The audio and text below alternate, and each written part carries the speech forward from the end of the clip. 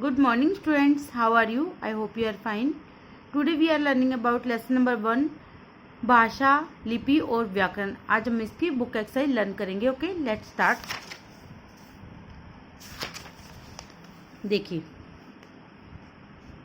Question number 1, सभ्यता के प्रारंभ में मनुष्य अपने विचारों का आदान प्रदान कैसे करता था?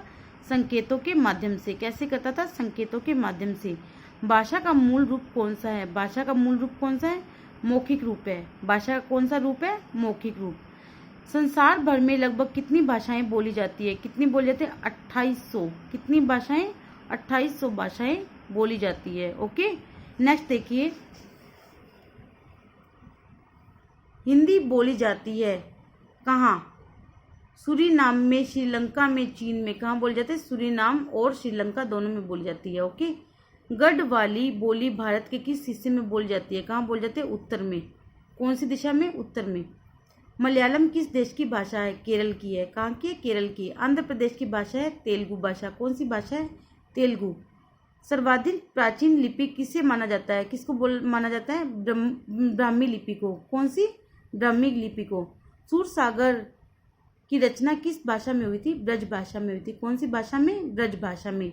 रामचरितमानस की भाषा कौन सी है? अवधी भाषा है। कौन सी भाषा है? अवधी।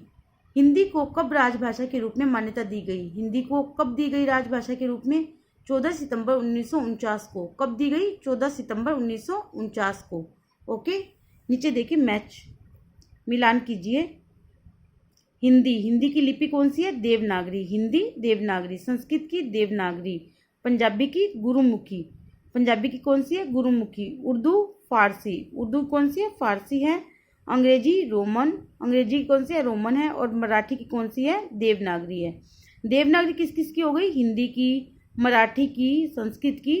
इनकी क्या है? देवनागरी लिपि है। ओके, नेक्स्ट देखिए, कोष्टक में सही शब्द चुनकर रिक्त स्थान भरने हैं। इसमें देखो, फर्स्ट, डैश भाषा के शुद्ध रूप का ज्ञान कराता है। कौन कराता है शुद्ध रूप का? व्याकरण करवाता है। कुमाऊनी एक डैश है। कुमाऊनी क्या है? एक बोली है। संस्कृत भाषा की लिपि कौन सी है? देवनागरी लिपि है। किसी भाषा के क्षेत्रीय रूप को डैश का कहते हैं? क्या कहते हैं? बोली कहते हैं। हिंदी अब डैश भाषा बन गई है। कौन सी भाषा बन गई है? अंतरराष्ट्रीय भाषा बन गई है। कौन सी? अंतरराष्ट्रीय भाषा बन गई है। लिखिए, 4 भारतीय भाषाओं के नाम लिखने जो भारत में बोले जाते हैं। हिंदी, पंजाबी, संस्कृत, गुजराती। कौन सी? हिंदी, पंजाबी, संस्कृत और गुजराती। 4 विदेशी भाषाएं, German German, Chinese, Asian, Russian और स्पेनिश। कौन सी? German, Russian, Chinese, Spanish. 4 दक्षिण भारतीय भाषाओं के नाम, तमिल, मलयालम, तेलुगु, कन्नड़। दक्षिण कौन सा हो गया? जो दक्षिण दिशा में नीचे जो होता है वहां पर।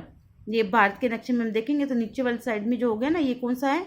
दक्षिण हिस्सा है। तो यहाँ पर कौन सी भाषाएं बोली जाती है? तमिल, तेलुगु, मलयालम और कन्नड़। 4 बोलियों के नाम बताने हैं, हरियाणवी, भोजपुरी, राजस्थानी, बुंदेली। 4 बोलियों के नाम बताओ, हरियाणवी, भोजपुरी, राजस्थानी, बुंदेली। 4 साहित्यकारों के नाम बताने हैं, कोई भी आप राइट कर सकते हो। मुंशी प्रेमचंद, भारतेंदु हरिश्चंद्र, जयशंकर प्रसाद, सुमित्रानंदन पंत। मुंशी प्रेमचंद, भारतेंदु हरिश्चंद्र, जयशंकर प्रसाद, सुमित्रानंदन पंत। 4 प्रमुख ग्रंथों के नाम बताने हैं, रामायण, महाभारत, भगवत गीता, रामचरितमानस। ठीक है, आप कोई भी और भी राइट कर सकते हो। निम्नलिखित में से आगे उन राज्यों के नाम बताइए जहाँ पर ये बोली जाती है। डोगरी कहाँ बोली जाती है? कश्मीर में। गुजराती कहाँ बोली जाती है? गुजरात में। उड़ीसा में। ओडिया कहाँ बोली जाती है? उड़ीसा में। कहाँ बोली जाती है? उड़ीसा में। नेक्स्ट देखिए, तेलुगु कहाँ बोली जाती है? तेलुगु बोली जाती है आंध्र प्रदेश में। कन्नड़ कहाँ बोली जाती है? कर्नाटक में। मलयालम केरल में बोली जाती है। मलयालम कहाँ बोली जाती है? केरल में। ओके, सही के सामने सही का और गलत के सामने गलत का निशान लगाना है। देखो, फर्स्ट, भाषा संप्रेषण का प्रमुख साधन है। यस, ये भाषा को आदान प्रदान करता है ना। भाषा के मुख्यतः 10 रूप होते हैं। नहीं, कितने रूप होते हैं? 2 होते हैं, मौखिक और लिखित। बोली भाषा के बड़े भाग में बोले जाते हैं। नहीं, ये छोटे भूभाग में बोली जाती है, एक विशेष क्षेत्र के अंदर ही। रामचरित भाषा मानस ब्रज भाषा का महाकाव्य है। ब्रज भाषा का है? नहीं। भारतेंदु हरिश्चंद्र हिंदी के लेखक है। यस। वर्णों को लिखित करने की विधि को लिपि कहते हैं? लिपि कहते हैं लिखने की विधि को? नो। निम्नलिखित स्थितियों में भाषा के कौन से रूप का प्रयोग किया जाता है? टेलीविजन पर समाचार वाचन मौखिक है, यानी बोल रहे हैं ना। पुस्तकालय में पुस्तक पाठन, पुस्तक जो है वो लिखित में है ना, तो लिखित। इंटरनेट द्वारा जानकारी प्राप्त करना, इंटरनेट में क्या होगा, लिखित में ही होते हैं ना जानकारी, तो लिखित हो गया। टेलीफोन पर बातचीत यानी बोलना हुआ मौखिक रूप। मोबाइल पर संदेश लिखित। और जो मंच पर कविता का पाठ करना है वो बोल के बताएंगे यानी मौखिक रूप। ओके, आई होप आपको ये लेसन अच्छे से समझ में आया होगा। आप इस वीडियो को ध्यान से देखिए और इसको समझकर इसको रिटन करने की कोशिश कीजिए। Okay, thank you, have a nice day.